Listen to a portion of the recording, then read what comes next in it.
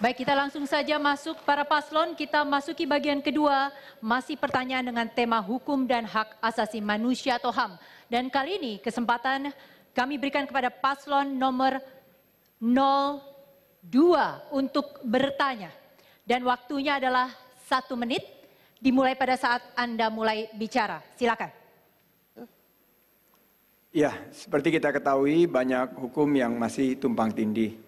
Dan salah satu dari pertanyaan yang sering ditanyakan kepada saya di masyarakat bahwa bagaimana, apalagi Bapak sudah 4 tahun bekerja untuk meyakinkan masyarakat bahwa tumpang tindih hukum dan lahirnya benturan-benturan kepentingan baru. Seperti penunjukan-penunjukan aparat hukum yang berafiliasi terhadap partai politik. Itu ditanyakan oleh masyarakat. Bagaimana investasi bisa meningkat kalau ada kepastian hukum yang terus dipertanyakan. UKM sulit untuk berkembang. Banyak sekali UKM yang menanyakan kepastian hukum. Nah, kami ingin menanyakan kepada Bapak bagaimana untuk memastikan ini terjadi seandainya Bapak mendapatkan amanah dari Allah Subhanahu wa taala untuk 5 tahun ke depan. Sementara Bapak sudah 4 tahun menunjukkan ketidakberhasilan untuk kepastian hukum dan benturan kepentingan hadir di mana-mana. Terima kasih. Oke, cukup. Langsung saja dijawab oleh paslon 01, waktunya 1 menit. Waktunya koreksi 2 menit. Saya akan lakukan revisi-revisi undang-undang yang menghambat berkembangnya UKM-UKM kita. Kita akan revisi banyak sekali undang-undang yang tidak pro kepada investasi. Kita juga akan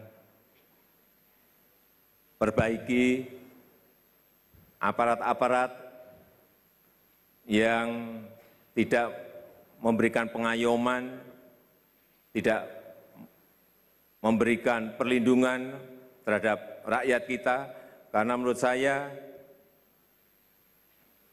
hukum adalah bagaimana negara ini bisa melindungi rakyatnya. Hukum harus bisa memberikan kepastian kepada investasi dan dunia usaha, dan hukum juga tidak tebang pilih, dan hukum betul-betul bisa memberikan rasa tentram, rasa nyaman kepada seluruh rakyat Indonesia. Pak Kiai, saya persilakan untuk menambahkan. Program kami ke depan adalah melanjutkan reformasi di bidang hukum secara total. Salah satunya adalah penataan regulasi.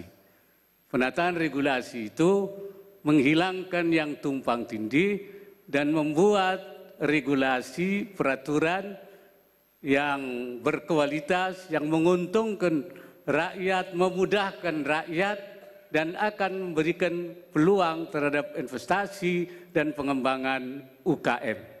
Saya kira itu. Cukup, waktunya masih ada? Cukup. Cukup, langsung saja paslon 02 memberikan tanggapan. Kita tahan untuk pendukung 01 memberikan tanggapan atas apa yang disampaikan oleh 02. Waktunya adalah 1 menit.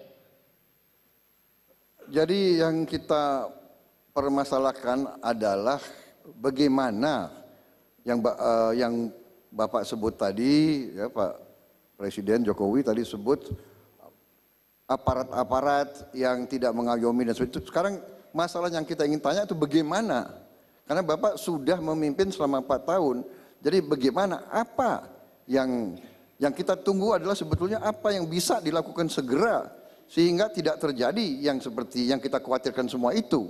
Sehingga terjadilah sekarang kesan bahwa penegakan hukum, keadilan itu hanya untuk orang kuat, orang kaya, orang yang punya koneksi. Dan tadi ditanya oleh wakil presiden saya, ya, insya Allah. Amin, amin. Jadi ditanya adalah bagaimana tanggapan Bapak ya kalau jabatan-jabatan penting itu diserahkan kepada kader yang aktif dari partai-partai politik dan bukan seorang yang sebenarnya netral. Waktunya habis, Pak Prabowo langsung disambut. Diberi tanggapan oleh paslon 01, waktunya 1 menit dari kata pertama. Saya kira kita tidak boleh mendiskriminasi bahwa sebuah jabatan itu harus diberikan kepada tidak kepada orang partai atau tidak harus kepada seorang profesional. Menurut saya jabatan itu yang paling penting seperti tadi sudah saya sampaikan.